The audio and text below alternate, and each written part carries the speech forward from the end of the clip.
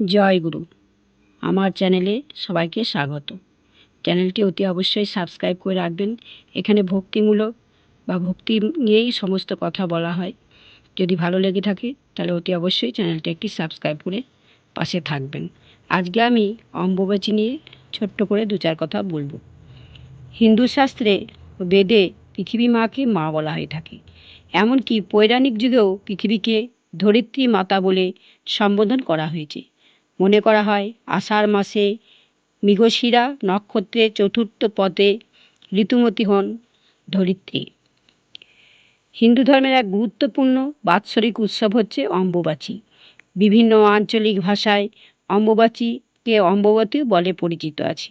ভারতের একাধিক স্থানে অম্বুবাচী উৎসব রজ উৎসব নামেও পালিত হয়। এই উৎসবের সঙ্গে জড়িয়ে রয়েছে শাস্ত্রের নানা কাহিনী। লোকবিশ্বাস অনুসারে আষাঢ় মাসের 7 তারিখে মৃগশিরা নক্ষত্রের 3টি পদ শেষ হলে পৃথিবী বা ধরিত্রী মা রজস্বলা হন। এই সময়টিকে অম্বুবাচী পালন করা হয়।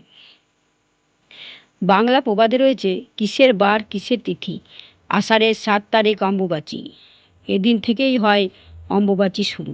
জ্যোতিষশাস্ত্রে বলা হয়েছে সূর্য যে বারের সময়ে মিথুন রাশিতে গমন করেন তার পরবর্তী সেই বারের সেই কাল অম্বুবাচী হয়, অর্থাৎ পৃথিবী এই সময় ঋতুমতী হন। হিন্দু শাস্ত্রে ও বেদে পৃথিবীকে মা বলা হয়ে থাকে। এমনকি পৌরাণিক যুগেও পৃথিবীকে ধরিত্রী মাতা বলে সম্বোধন করা হয়। পূর্ণবয়স্কা ঋতুমতী নারীরাই কেবল সন্তান ধারণে সক্ষম হন, তাই অম্বুবাচীর পর ধরিত্রীর শস্য শ্যামল হয়ে ওঠেন। অম্বুবাচী 2025-এর দিনক্ষণ। অম্বুবাচী শুরুর পর 3 দিন চলে এই উৎসব। চলতি বছরে অম্বুবাচী প্রবৃত্তি অর্থাৎ শুরু হবে 22শে জুন অর্থাৎ 7ই আষাঢ় দুপুর 2:57 এবং 25শে জুন অর্থাৎ 10ই আষাঢ় রাত 3:21 এই নিবৃত্তি হবে অর্থাৎ সমাপ্তি হবে। ব্রাহ্মণ যুগে কালিকা পুরাণে সব দেবীকেই মহাশক্তির অংশ বলা হয়েছে। সেই হিসাবে কামাখ্যাতি মহাশক্তির অংশ হিসেবে পূজিত হন। কালিকা পুরাণের মতে কামাখ্যা মন্দিরের সতী শিবের সঙ্গে বিয়ে করেন। এখানে তার মৃতদেহের যোনি অংশটি বিষ্ণু সুদর্শন চক্রে ছিন্ন হয়ে পড়েছিল। তন্ত্র সাধনার অন্যতম পীঠ এই মন্দির। এখানে প্রচুর লোকের সমাগম হয়। এখানে এই 4 দিন প্রচুর ভক্ত আসা যাওয়া করে। ঋতুকালে মেয়েরা অশুচি থাকেন, এইভাবেই মনে করা হয় পৃথিবী সময়কালে অশুচি থাকেন। সেই জন্য এই 3 দিন ব্রহ্মচারী সাধু সন্ন্যাসী যোগী পুরুষ এবং বিধবা মহিলারা অশুচি পৃথিবীর ওপর আগুনের রান্না করে কিছু খান না। বিভিন্ন ফলমূল খেয়েই 3 দিন কাটাতে হয়। এখনও বিভিন্ন পরিবারের বয়স্ক বিধবা মহিলা এই 3 দিন ধরে অম্বুবাচী উপলক্ষে ব্রত পালন করেন। 3 দিন পরে জামা কাপড় বিছানা সাবান দিয়ে ধুয়ে মুছে পরিষ্কার করে তারপরে সব কিছুতে হাত দেন।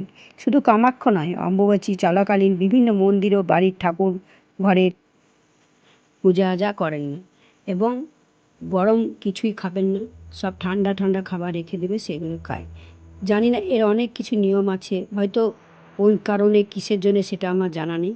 মোটামুটি যেটুকু জানি সেটুকু বললাম যে অম্বুবাচীতে আমরা ছোটো থেকে যেগুলো দেখে আসছি এবং আম দুধ খাওয়ার খুব প্রচলিত আছে, সে আম দুধ খেতেই হবে এরকম। তো যাই হোক, সেটা পেটটা ঠান্ডা রাখার জন্য হোক কি আম দুধের গুণের জন্য হোক, যে কারণেই হোক আম দুধ খাওয়ার প্রচলিত আছে। এর আরও পৌরাণিক অনেক কাহিনী আছে, আমার জানা নেই, হয়তো এখানে আমি শেষ করলাম।